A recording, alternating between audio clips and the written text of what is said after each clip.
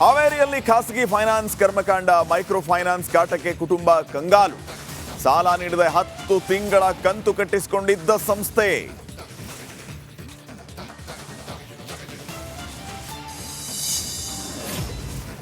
ಮೂಡ ಹಗರಣದಲ್ಲಿ ಟ್ವಿಸ್ಟ್ ಮೇಲೆ ಟ್ವಿಸ್ಟ್. ಪಾರ್ವತಿಗೆ ನೋಟಿಸ್ ರದ್ದು ಮಾಡಿದ ಕೋರ್ಟ್.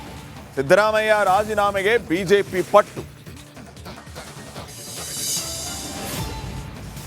ಬಿಜೆಪಿಯಲ್ಲಿ ಹೆಚ್ಚುತ್ತಿದೆ ಆಂತರಿಕ ಕಚ್ಚಾಟ. ರಾಜ್ಯಾಧ್ಯಕ್ಷ ಸ್ಥಾನಕ್ಕೆ ಯತ್ನಾಳ್ ಟೀಮ್ ಸ್ಪರ್ಧೆ ನಿಶ್ಚಿತ. ನಾನು ರೆಡಿ ಅಂತ ವಿಜೇಂದ್ರ ಆರ್ಭಟ.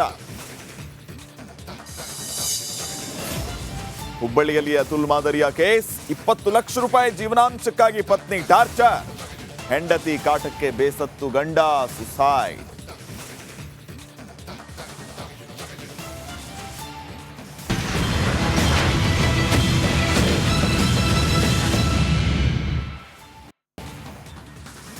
ನಮಸ್ಕಾರ, ರಿಪಬ್ಲಿಕ್ ಕನ್ನಡ ನ್ಯೂಸ್ಗೆ ಸ್ವಾಗತ. ನಾನು ಶ್ರೀಪಾದ್ ಪಾಟೀಲ್. ರಾಜ್ಯದಾದ್ಯಂತ ಮೈಕ್ರೋ ಫೈನಾನ್ಸ್ನವರ ಹಾವಳಿ ಎಷ್ಟರ ಮಟ್ಟಿಗೆ ಹೆಚ್ಚಾಗಿದೆ ಅನ್ನೋದು ತಮಗೆಲ್ಲ ಗೊತ್ತಿರುವಂತಹ ವಿಚಾರವೇ. ಈ ಬಗ್ಗೆ ಈಗಾಗಲೇ ಸರ್ಕಾರ ಕಠಿಣ ಕ್ರಮಗಳನ್ನು ತೆಗೆದುಕೊಳ್ಳುವ ಕೆಲಸವನ್ನ ಮಾಡ್ತಾ ಇದೆ. ಈ ಮಧ್ಯೆ ಹಾವೇರಿಯಲ್ಲಿ ಮತ್ತೊಂದು ರೀತಿಯ ಘಟನೆ ನಡೆದಿರುವಂಥದ್ದು. ಹಾವೇರಿಯಲ್ಲಿ ಖಾಸಗಿ ಫೈನಾನ್ಸ್ನಲ್ಲಿ ಮಹಿಳೆ ಪ್ರತಿಭಟನೆ ಮಾಡ್ತಾ ಇದ್ರು. ಮಹಿಳೆಯನ್ನ ಬಿಟ್ಟು ಬೀಗ ಹಾಕದೆ ಫೈನಾನ್ಸ್ ಸಿಬ್ಬಂದಿಯವರು ಹೋಗಿರೋ ಘಟನೆ. ಖಾಸಗಿ ಫೈನಾನ್ಸ್ಗೆ ಡಿಸಿ ವಿಜಯ್ ಮಹಾಂತೇಶ್ ಅವರೇ ಬಂದುಬಿಟ್ಟಿದ್ದಾರೆ. ಪೊಲೀಸರಿಗೆ ಮಾಹಿತಿಯನ್ನ ನೀಡಿ ತನಿಖೆಗೆ ಜಿಲ್ಲಾಧಿಕಾರಿ ಆದೇಶವನ್ನ ನೀಡಿದ್ದಾರೆ. ನಿರ್ಮಲಾ ಶರಣಯ್ಯ ದಂಪತಿಗೆ ನ್ಯಾಯ ಕೊಡಿಸೋದಕ್ಕೆ ಪೊಲೀಸರಿಗೆ ಮಾಹಿತಿ ನೀಡಿರೋದು. ಖಾಸಗಿ ಫೈನಾನ್ಸ್ ಕರ್ಮಕಾಂಡದ ಬಗ್ಗೆ ರಿಪಬ್ಲಿಕ್ ಕನ್ನಡ ವರದಿ ಮಾಡ್ತಾ ಇದ್ದಂತೆ ಜಿಲ್ಲಾಧಿಕಾರಿಗಳು ಓಡೋಡಿ ಬಂದಿದ್ದಾರೆ. ರಿಪಬ್ಲಿಕ್ ಕನ್ನಡ ವರದಿಯ ಬೆನ್ನಲ್ಲೇ ಸ್ಥಳಕ್ಕೆ ಭೇಟಿಯನ್ನ ನೀಡಿದ್ದಾರೆ ಡಿಸಿ ಸಾಹೇಬರು. ಮೈಕ್ರೋ ಫೈನಾನ್ಸ್ ಹಾವಳಿಗೆ ಕುಟುಂಬ ಕಂಗಾಲಾಗಿ ಹೋಗಿತ್ತು. ಹಾವೇರಿಯ ಖಾಸಗಿ ಫೈನಾನ್ಸ್ ಕರ್ಮಕಾಂಡ ಬಯಲು ಮಾಡಿದ್ದು ನಿಮ್ಮ ರಿಪಬ್ಲಿಕ್ ಕನ್ನಡ. ಆ ಕಡೆ ಸಾಲನೂ ಇಲ್ಲ, ಈ ಕಡೆ EMIನೂ ಬಿಡ್ತಾ ಇಲ್ಲ. 40 ಲಕ್ಷ ರೂಪಾಯಿ ಸಾಲಕ್ಕೆ ಶರಣಯ್ಯ ದಂಪತಿಯವರು ಅರ್ಜಿ ಹಾಕಿರ್ತಾರೆ.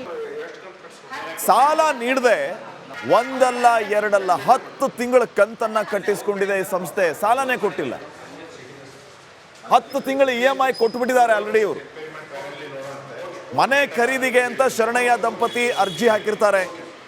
ಹಣದ ಚೆಕ್ ಫೋನಲ್ಲಿ ತೋರಿಸ್ಕೊಂಡು ಈ ಫೈನಾನ್ಸ್ ಸಿಬ್ಬಂದಿಯವರು ಯಾಮಾರಿಸಿರ್ತಾರೆ. 40 ಲಕ್ಷ ಸಾಲಕ್ಕೆ 4,70,000 ಈರಯ್ಯ ದಂಪತಿ ಅವರು ಈಗಾಗಲೇ ಕಟ್ಬಿಟ್ಟಿದ್ದಾರೆ. 40 ಲಕ್ಷ ಇವರಿಗಿನ್ನೂ ಬಂದಿಲ್ಲ. ಇದ್ರ ಮೇಲೆ ಇವರು ಟಾರ್ಚರ್ ಬೇರೆ. ಸೊ ಈ ವಿಚಾರ ಗೊತ್ತಾಗ್ತಾ ಇದ್ದಂತೆ ಮಹಿಳೆ ಪ್ರತಿಭಟನೆ ಮಾಡಿದ್ದಾರೆ ಆ ಫೈನಾನ್ಸ್ ಕಂಪನಿಗೆ ಹೋಗಿ. ಈ ವಿಚಾರ ರಿಪಬ್ಲಿಕ್ ಕನ್ನಡದಲ್ಲಿ ಪ್ರಸಾರವಾಗ್ತಾ ಇದ್ದಂತೆ ಜಿಲ್ಲಾಧಿಕಾರಿಗಳು ಸ್ಥಳಕ್ಕೆ ದೌಡಾಯಿಸಿದ್ದಾರೆ.